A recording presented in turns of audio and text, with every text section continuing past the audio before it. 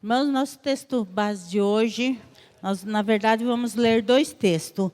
1 João, capítulo 1, versículo do 7 ao 10. Mas, se andarmos na luz, como Ele na luz está, temos comunhão uns com os outros. E o sangue de Jesus Cristo, seu Filho, nos purifica de todo pecado. Se dissermos que não temos pecado, enganamo-nos a nós mesmos, e não há verdade em nós. Se confessarmos os nossos pecados, Ele é fiel e justo para nos perdoar os pecados e nos purificar de toda injustiça. Se dissermos que não pecamos, fazemo-lo mentiroso, e a sua palavra não está em nós. Tiago, capítulo 5, do 16 em diante. Confessai as vossas culpas uns aos outros e orai uns pelos outros, para que sareis. A oração feita por um justo pode muito em seus efeitos.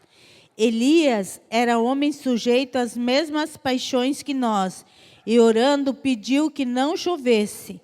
E por 3 anos e 6 meses não choveu sobre a terra. E orou outra vez, e o céu deu chuva, e a terra produziu o seu fruto. Irmãos, se algum de entre vós se tem desviado da verdade, e alguém o converter, saiba que aquele que fizer converter do erro do seu caminho um pecador, salvará da morte a sua alma e cobrirá uma multidão de pecados.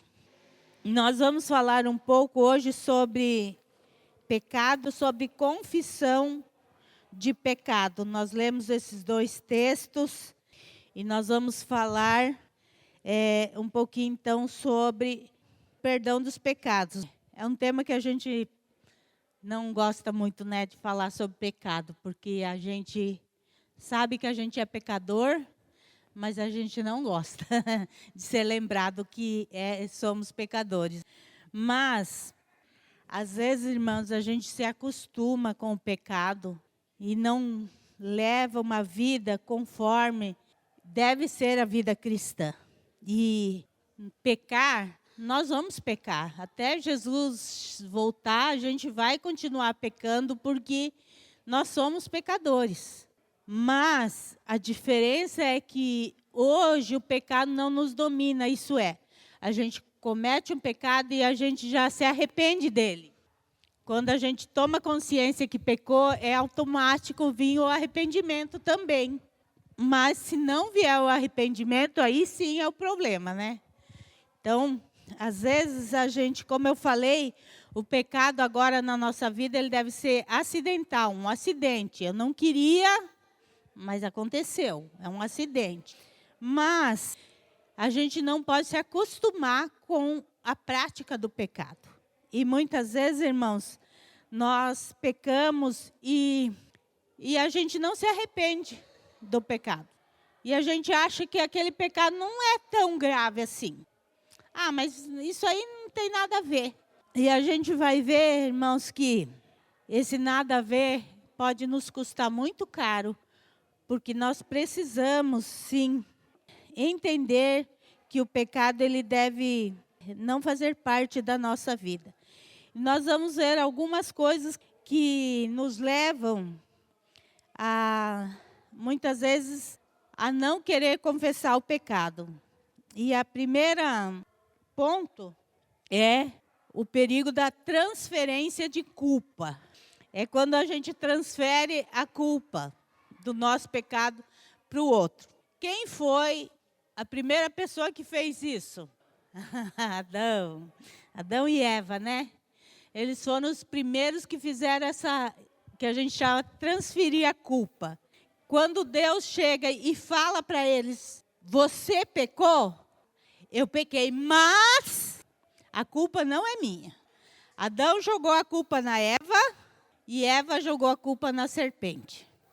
Então, eles tentaram transferir a responsabilidade sobre o pecado para o outro.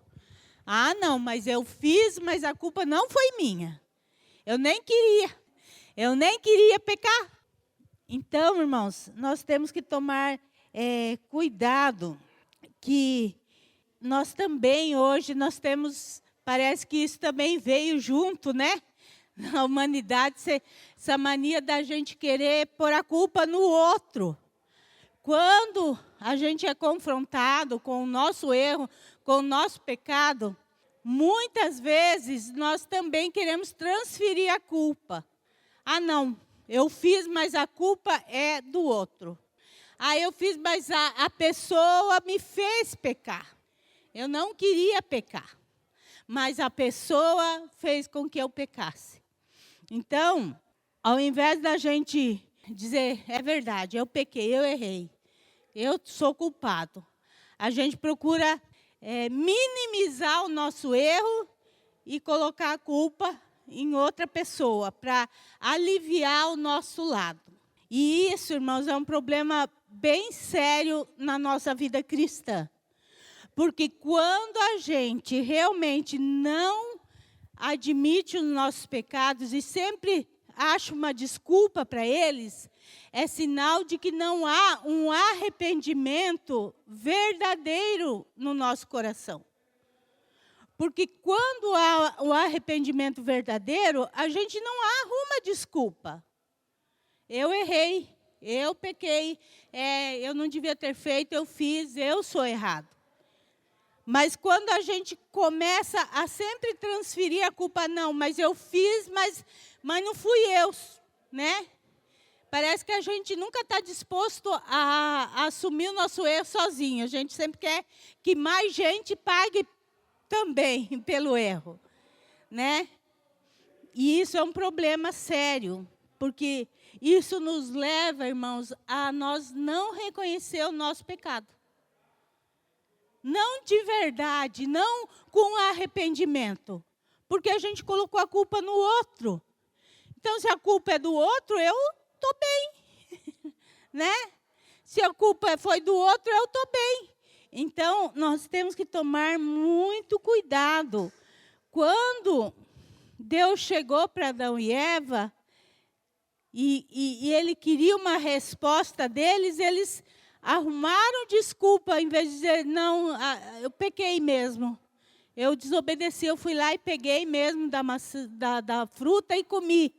Não, um tentou culpar o outro. Um foi tentando passar a culpa para o outro. E aí, a serpente não tinha para quem passar a culpa, né? Mas cada um deles recebeu o castigo de Deus. Adão recebeu, Eva recebeu e a serpente recebeu. Todos os que estavam envolvidos no pecado foram responsabilizados pelo pecado.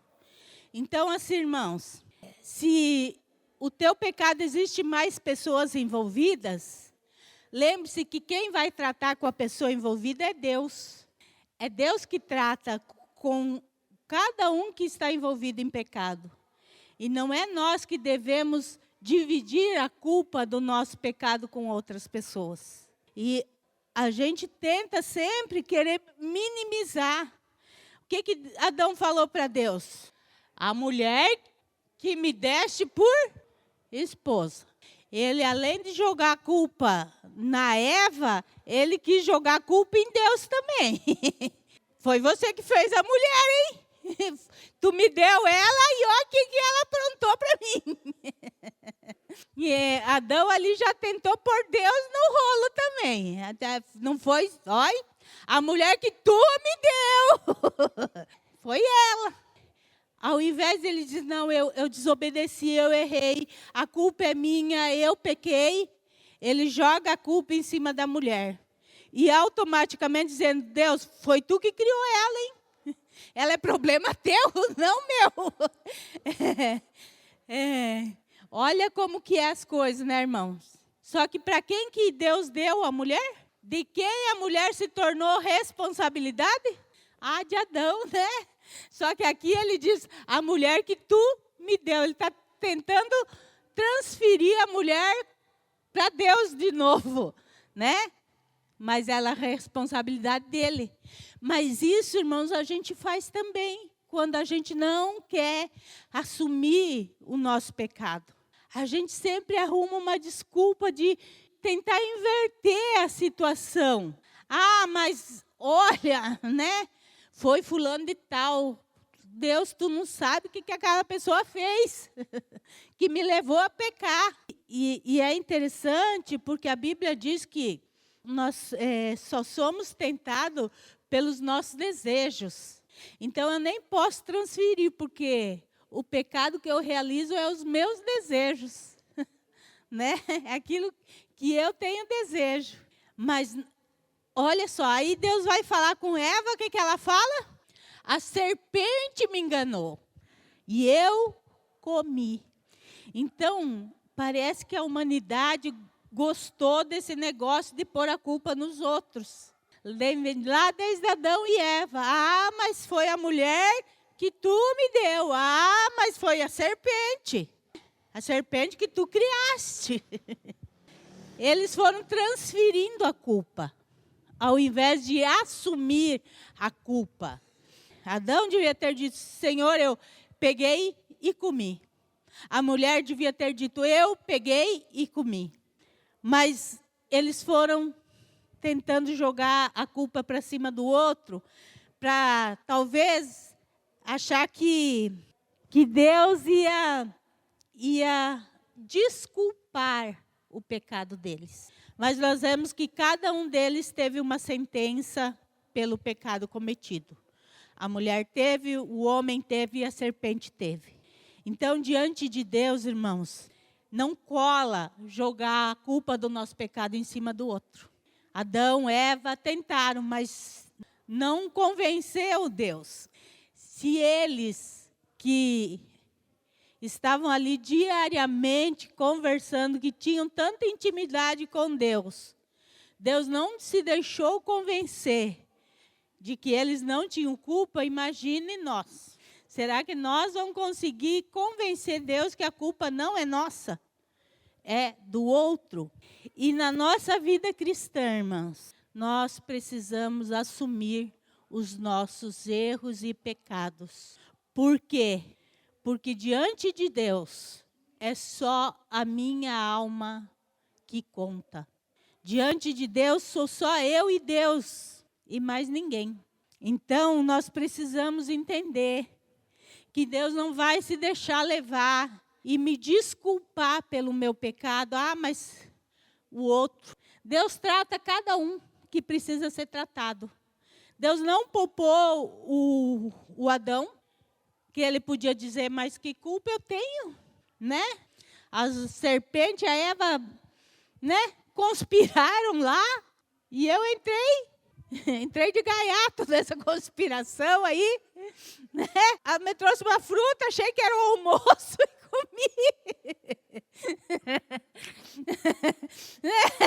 Eu pensei que era o almoço que ela tinha preparado e comi. Né? Mas Deus não poupou o homem pelo pecado. Ainda que ele pudesse achar que ele tinha uma boa desculpa para dar. Foi a mulher que você fez para mim. Foi ela que, ó, já veio com defeito. Então, irmãos, esse negócio da gente tentar jogar o nosso pecado em cima das outras pessoas, não cola diante de Deus. Nunca vai colar diante de Deus. Deus não vai passar a mão na minha cabeça porque eu pequei e estou jogando a culpa em cima da outra pessoa. Se a outra pessoa pecou também, ela vai pagar pelo erro dela. Mas o meu sou eu mesmo. Então, nós precisamos tomar cuidado para não acharmos desculpa para o nosso pecado. O problema é quando a gente tenta achar desculpa para o nosso pecado. A gente tem que assim, pecou? Pequei. É verdade, eu pequei. Eu errei, eu preciso pedir perdão, eu não devia ter feito. Essa é a nossa reação quando a gente peca e quando a gente entende que pecou. Independente da outra pessoa. Independente se foi por causa de outra pessoa que eu pequei. Vou dar um exemplo prático para nós aqui. O casal briga, o casal discute, você perde a paciência, grita com ira. Ah, mas não viu o que ela falou para mim? Quem está errado? Aquele que perdeu a paciência, irmãos. Mesmo que ele tivesse com a razão. Entendeu? Porque diante de Deus não tem essa. De, foi... Adão e Eva tentaram fazer isso com Deus. Mas você não viu o que a pessoa fez para mim. Deus está te dizendo, e o domínio próprio que eu te dei através do meu Espírito, está onde? Onde foi parar esse domínio próprio? Onde foi parar a mansidão, a temperança? O que é a temperança? Temperança é... Vamos colocar aqui. Para que a gente usa o tempero na comida? Para dar gosto na comida. Só que, se a gente colocar mais, estraga. Né? Temperança é a gente estar na medida certa. Não passar da medida certa, entendeu? O sal é uma delícia, né? Mas uma comida muito salgada é ruim. Porque a falta do sal é ruim, mas o muito sal também é ruim.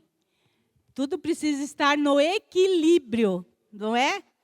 A nossa vida também ela precisa ser equilibrada. Quando eu falo que Deus não deixou desculpa, nós não podemos usar de desculpa de... na hora me deu 5 minutos, ou não sei o quê. Irmãos, nós estamos indo contra a palavra de Deus. Porque a Bíblia, ela sabe que a gente sozinha não ia conseguir. Por isso que Deus mandou o Espírito Santo que habita em nós com o fruto do Espírito. Talvez eu, Margarete, sem o Espírito Santo, não consiga mesmo ter domínio próprio, ter temperança, ter longanimidade, né? Eu, me conhecendo, acho que não, né? Mas, com o Espírito Santo dentro de mim, eu posso, eu consigo. Ele é aquilo que faz com que a gente chegue aonde sozinho a gente não conseguia. Então, é por isso que, também diante de Deus, não cabe desculpas, entendeu? Mas o quê? E o Espírito Santo? E o fruto do Espírito que eu dei para que você fizesse uso dele na sua vida? Então, irmãos, nós precisamos tomar muito cuidado com isso de querer transferir a culpa. Não transfira a culpa, irmãos. Você pecou, seu pecado apareceu, aceite, peça perdão, se arrependa. Esse é o passo mais rápido de nós acertarmos com Deus.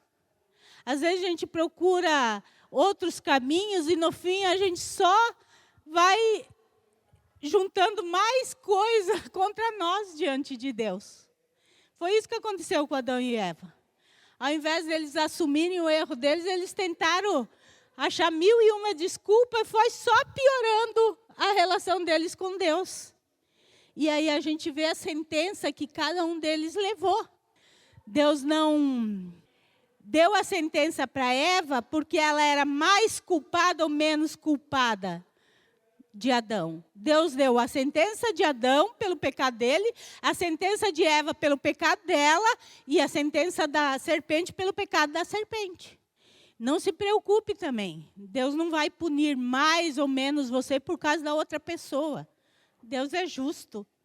É conforme o nosso pecado. Nós somos corrigidos conforme o nosso pecado. Deus não erra. E também nós não temos como dar jeitinho com Deus, de achar desculpa para o nosso pecado. Pecado, ele é para ser confessado e deixado. Sem desculpa, sem mas, sem...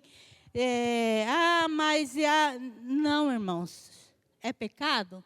Deus não aprova? Então, eu preciso confessar, deixar e não praticar mais. E acabou. Outro perigo é o do pecado oculto. Eclesiastes 12, 13 e 14 diz assim: tema a Deus e os seus mandamentos, pois isso é o essencial para o homem.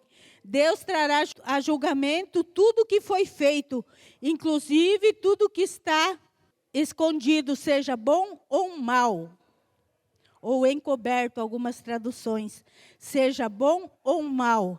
Salomão está falando isso no final da sua vida. Então, irmãos, diante de Deus não há pecado encoberto. O pecado, ele não fica escondido para sempre. Não pense vocês que você pode pecar e está tão escondidinho, ninguém viu, e está tudo bem. E o problema do pecado oculto é que quando a gente acha que a gente escondeu tão bem que ninguém ficou sabendo, a gente continua a praticar o pecado, porque está oculto, né? A nossa visão é de que está oculto. A gente esquece que Deus, tudo Ele vê. E todo pecado, mais dias ou menos dias, ele vem à tona. Ele aparece. As pessoas podem esconder o mais, nossa, bem escondidinho. De repente, não é assim, né, irmãos? Olha, você pode ver quantas vezes acontece, né? As pessoas cometem coisas horríveis e ficam escondidas, às vezes, por anos. Anos e anos e anos, ninguém sabe. E, de repente, do nada aquilo aparece. Mas como assim? Depois de tanto tempo, apareceu? Apareceu porque diante de Deus estava ali. Sempre esteve ali. É só que Deus é longânimo. Entra a longanimidade de Deus, que é, Deus não é imediatista que nem nós. E nós agora com a internet estamos mais imediatistas ainda, né? Deus não é igual a nós. Deus, Ele vai dando. Ele vai dando tempo da pessoa, ela mesmo confessar, ela mesmo deixar. E Ele vai deixar a pessoa. Só que muitas vezes, irmãos, a gente vai perdendo a consciência do pecado. Ninguém viu, ninguém soube, não tem problema, já passou. Será que já passou mesmo diante de Deus? Vocês acham que Deus vai deixar passar algum pecado nosso? Não. É o Mike. É o Mike. Vou deixar esse pecadinho do Mike aí, guardadinho. Não, irmãos. A Bíblia diz que Ele não poupou nem o seu filho. Fez com que Ele viesse e morresse na cruz. E por causa deste sofrimento de Jesus é que nós recebemos perdão. E o meu e o seu pecado foi a causa de Jesus morrer. Vocês acham que Deus vai deixar o pecado passar? Então, o pecado em oculto é algo terrível. Salmos 32, 3, que é quando Davi, falando do pecado dele, ele fala assim: enquanto escondi os meus pecados, envelheceram os meus ossos. Né? O Salmo 51 também fala disso, né? Davi, ele diz que ele sentiu o peso do pecado no seu corpo físico. Ele sentia dores no seu corpo, peso em seu corpo físico, de algo que era espiritual, que era o seu pecado oculto. Então, irmãos, às vezes, nós estamos sofrendo em nossas vidas, fisicamente, por algo que é culpa de pecado. O pecado é tão grave que ele pode, não confessado e não deixado, ele leva o nosso corpo a sofrer os danos, fisicamente. Davi não está falando numa metáfora, ele está falando que fisicamente ele envelheceu, ele sentiu o peso do pecado sobre a sua vida. Enquanto ele não confessou, enquanto ele achou que ele tinha conseguido esconder o seu pecado, que ninguém sabia, e ele continuou lá de boa, né? vivendo a sua vida como se nada tivesse acontecido, ele, depois de confessar e deixar o seu pecado, ele chega à conclusão que foi sofrimento demais esconder o pecado. Ele sentiu todo o sofrimento do pecado no seu corpo físico. E às vezes, irmãos, nós estamos sofrendo no nosso corpo físico por pecados ocultos que não queremos confessar. E pode ter certeza, uma hora ou outra, esse pecado, ele volta a nos atormentar. Ele volta, irmãos. Por quê? Porque todo pecado precisa ser confessado. Todo pecado precisa ser confessado. E como que nós confessamos pecado? Confessamos, mas Senhor, perdoa do meu pecado, é assim? Falando o nome do pecado, né? Que pecado tem nome, né? Pecado tem nome. Mas, às vezes, irmãos, a gente não quer falar o nome do pecado. Porque a hora que a gente fala o nome do pecado, a gente vê que ela é feio, né? Então, é mais fácil a gente dizer, Senhor, me perdoa dos meus pecados. É muito genérico falar isso, né? Senhor, me perdoa os meus pecados. Mas é muito difícil chegar diante de Deus, Senhor, perdoa porque eu menti, eu enganei, eu caluniei, eu dei falso testemunho. Estou falando pecadinho, não, não é de pecados que a gente comete, né? Assim, eu me irei na hora da ira, eu pequei, eu ofendi, não precisava tudo aquilo, né? Mas daí, irmãos, quando a gente tem que falar diante de Deus o nosso pecado, é que a gente vê quão feio é o nosso pecado. É por isso que o pecado precisa ser confessado. Porque senão a gente não vê que o pecado foi feio mesmo. É só quando a gente está diante de Deus e precisa confessar que a gente puxa a vida. Mas como que eu pude fazer um negócio desse? Não tinha necessidade de eu fazer aquilo. Para que eu fiz? Às vezes, irmãos, não há necessidade nenhuma da gente mentir. Ah, mas a mentirinha é mais fácil. Né? A mentirinha é mais fácil. Vou dar um exemplo simples, irmãos. Alguém chega lá em casa e bate. Ah, eu queria falar com Isaías. Não tô. Eu vou lá, Isaías não está em casa, saiu. E ele lá dentro de casa. Às vezes é uma coisa que parece tão boba, né, irmãos? Parece tão boba, mas é mentira. É uma mentira. E mentira é mentira, irmãos. Não existe mentira santa. Não existe mentira santa. Ah, mas foi para o benefício, eu estava cansado. Né? Ele estava cansado, doente, sei lá. Né? Mas é mentira. Então, nós precisamos tomar cuidado. Então, todo pecado ele precisa ser confessado diante de Deus. Se eu mentir, se eu pequei, o que for eu fiz, eu preciso chegar diante de Deus e confessar diante de Deus o meu pecado.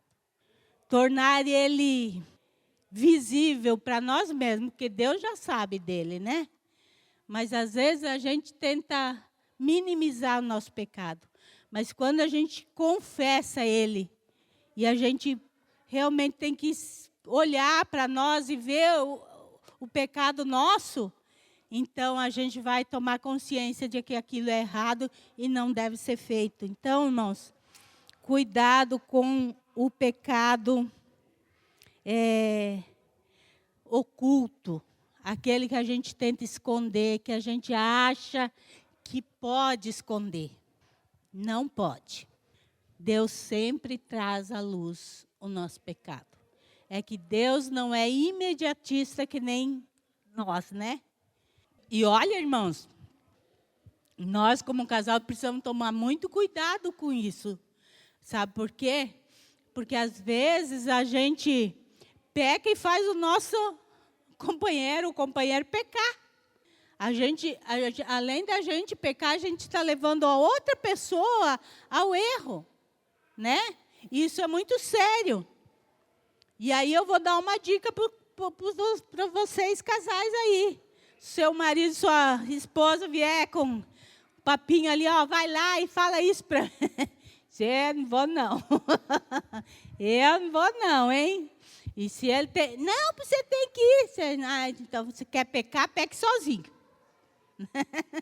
Quer pecar, peque sozinho. Me inclua fora dessa. Porque, irmãos, às vezes a gente acaba forçando o nosso cônjuge a pecar junto com a gente. Ai, vamos fazer isso aqui, mas vamos esconder. Conta para ninguém. Não conta para ninguém. Fica só entre nós. Né?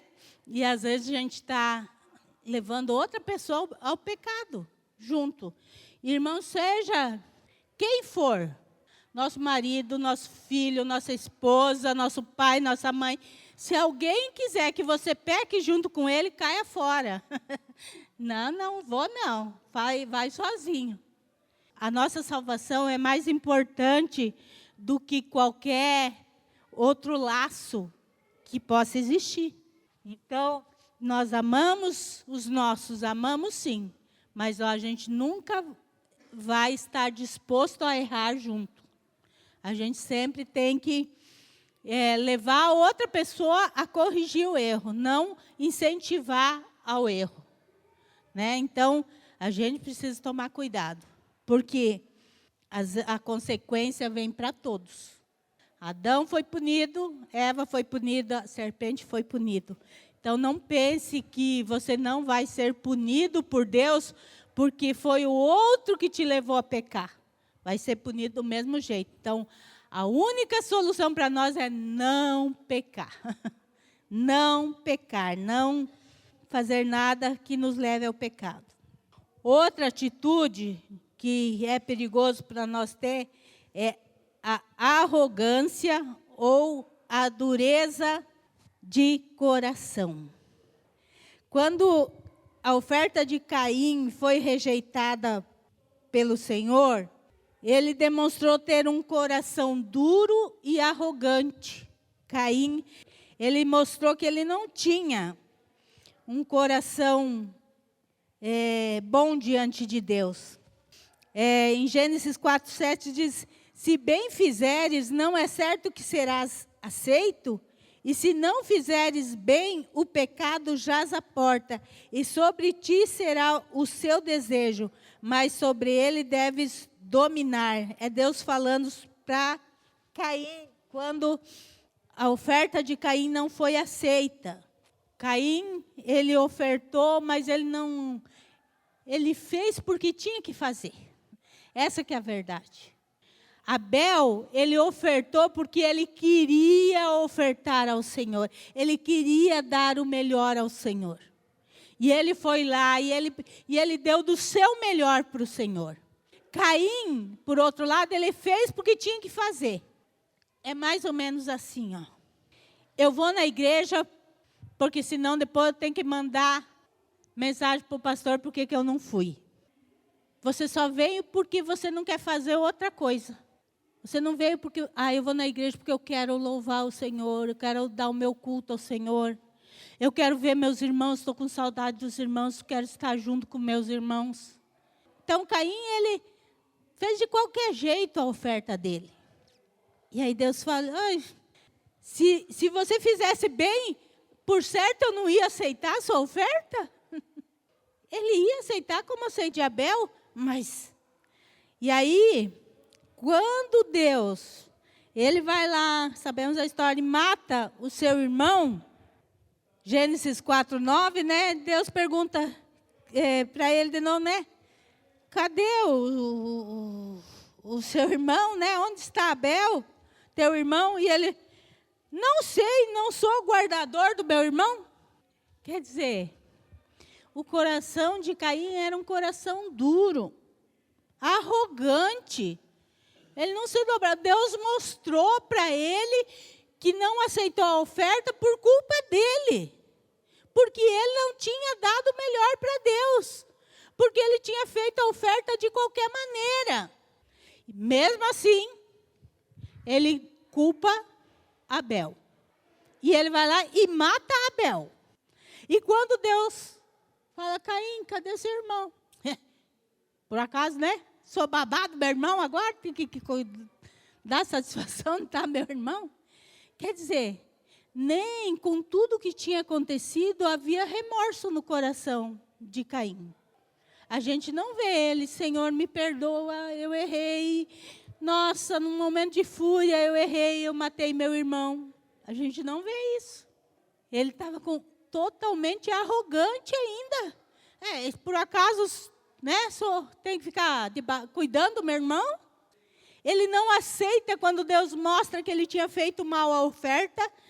E ele continua do mesmo modo, mesmo depois de haver matado seu irmão. Não há arrependimento no coração de Caim. Irmãos, um coração endurecido não tem como haver arrependimento. E como que a gente deixa o nosso coração se endurecer? Quando a gente para de ouvir a voz de Deus na nossa vida.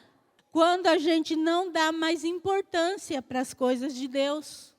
Quando a gente começa a dizer, mas não é bem assim. Mas eu acho que não é desse jeito. Mas eu não...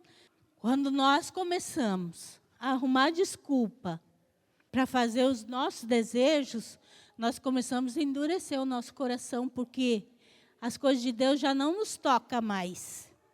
Nós já não sentimos mais o mesmo temor diante de Deus e da sua palavra. E aí nosso coração vai ficando duro. Aí Deus pode até chegar e falar com a gente, e a gente vai responder a Deus como Caim fez. Ele não aceitou a correção de Deus. Caim, não é que a oferta do seu irmão foi melhor que a sua, eu gostei mais. Não, é que ele deu o melhor, você não. Se você fizesse conforme era para fazer, eu ia aceitar. Mas ele continuou na sua arrogância. Aquela pessoa, irmãos, que você está mostrando que está errada, que não é daquele jeito, mas eu vou continuar fazendo desse jeito mesmo. Vocês já conversaram ou conviveram com uma pessoa assim? Você tenta mostrar para a pessoa de todo jeito que ela está errada. E você, né, fica horas conversando, mostrando, desenhando para a pessoa. E no final ela levanta e fala assim, mas eu vou continuar do jeito que eu estou fazendo mesmo. Irmãos, o coração está endurecido. A arrogância e o coração duro impede que ela abra os olhos para ver além. E isso, irmãos, é muito perigoso para nós. Quando nós somos chamados à atenção, a nossa posição sempre deve ser de, puxa, vou me avaliar então, né? Será que eu estou errando mesmo? Nem sempre a gente está errando, mas às vezes a gente está errando. Então, irmãos, quando alguém, principalmente quando a palavra de Deus nos corrige, a primeira coisa que nós devemos fazer é, eu estou errando mesmo, será? Vou me avaliar, vou ver onde eu errei, vou me corrigir. Porque se nós começarmos a achar que, não, nosso coração vai endurecendo, irmãos, que depois a palavra de Deus já não tem mais efeito na nossa vida, não. Quantas pessoas que conheceram Jesus e hoje a gente vê vivendo uma vida longe de Deus, né? Mas elas conheceram a verdade, foram batizadas no Espírito Santo, como pode viver no pecado? Que endureceram o seu coração para as coisas de Deus. Coração duro não ouve Deus. Caim, o coração dele estava duro, ele não ouvia Deus. Deus estava falando, Deus estava mostrando o erro dele e ele não quis nem saber, foi lá e matou o irmão dele. para não dizer que ele é o errado da situação. Olha onde vai a arrogância e o coração duro que não aceita correção. Até onde vai um coração duro. Esse episódio aí de Caim mostra o que muitas vezes a gente vê com algumas pessoas, ou muitas vezes com alguns meios. Tem meio que já está tão contaminado que já está vivendo de aparência. O Caim, ele mesmo diante de Deus, ele quis manter a aparência de que, imagina, vou saber do meu irmão, porque o coração dele já estava tão endurecido que ele não reconhecia nem diante de Deus que ele estava errado. Então, o problema da dureza do coração é quando as pessoas já não reconhecem mais os seus pecados, os seus erros. E então passam a viver de aparência. Muitas vezes, quando chega nesse ponto, é um ponto irreversível. Não tem mais o que fazer. Com quem já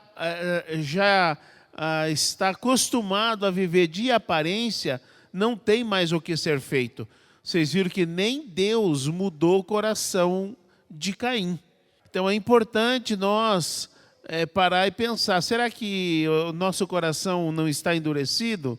O que eu faço quando eu recebo uma correção?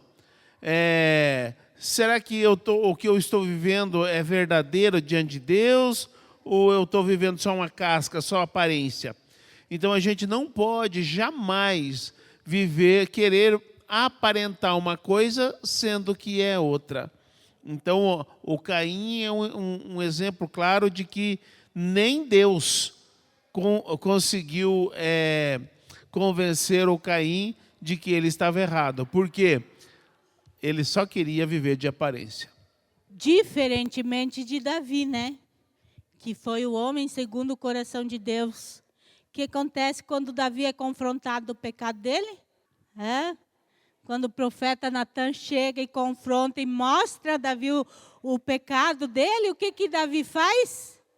Ele assume o seu erro, ele pede perdão pelo seu erro, ele busca a Deus e ele confessa a Deus o seu pecado imediatamente. Quando a verdade veio, né? Na cara dele assim, né? Porque a maneira que Natan tratou com Davi foi muito sábia, né? Que não tinha para onde Davi correr. Mas Davi caiu em si. Puxa, eu pequei, errei, eu sou pecador. Entende, irmãos? A pessoa que é arrogante, com o coração duro, ela não aceita o confronto, nem quando é para mostrar o pecado. Ela não aceita. Ela vai continuar na mesma posição dela. Davi, ele era um homem segundo o coração de Deus por causa disso, irmãos. Ele era o rei de Israel. Mas quando ele foi confrontado por seu pecado, ele admitiu que pecou mesmo, ele confessou, ele caiu diante de Deus, pedindo a misericórdia de Deus. Ele não ficou, nossa, e agora todo mundo vai saber que eu pequei e eu sou o rei. E agora? Ele imediatamente, a preocupação dele era que Deus não tirasse dele o Espírito Santo. Essa era a maior preocupação de Davi. Que Deus não tirasse a presença dele da sua vida. Não importava que o povo ia ficar sabendo que o rei tinha pecado, não importava nada. O importante para Davi é ele continuar sentindo a presença de Deus na sua vida. A pessoa que entende o seu pecado e quando é confrontada, ela entende que pecou, essa é a posição. Não importa o que as pessoas vão falar a meu respeito, importa eu voltar a ter comunhão com Deus. Se a consequência do meu pecado é as pessoas saberem que eu pequei, isso é de menos, perto de não sentir mais a presença de Deus, não é nada. Davi não se preocupou com o que o povo ia achar ou não ia achar. Mas o rei pecou. Ele estava preocupado em Deus o perdoar e não tirar o seu espírito da vida dele. Essa é a nossa posição também. Mas quando nós não tomamos essa mesma posição de Davi, nós vamos endurecendo nosso coração. E aí nós podemos chegar que nem Caim. Ele podia se arrepender, mas ele não se arrependeu. Em nenhum momento Caim se arrependeu do seu gravíssimo pecado, que foi matar seu irmão. Então, cuidado, irmãos, com as desculpas que você arruma para não confessar o teu pecado. Cuidado com a maneira que você trata o seu pecado. O pecado, ele é algo terrível na nossa vida. E ele deve ser abandonado. Quando nós somos confrontados por alguém ou pelo próprio Deus do nosso pecado, a nossa posição é igual de Davi. Pequei, errei, a culpa é minha. Davi não jogou a culpa em ninguém. Davi não disse, a culpada foi a Batseba. A culpada foi, né? Não, ele assumiu toda a culpa. Imediatamente ele assumiu toda a culpa, que era dele mesmo. Então assim nós devemos ser.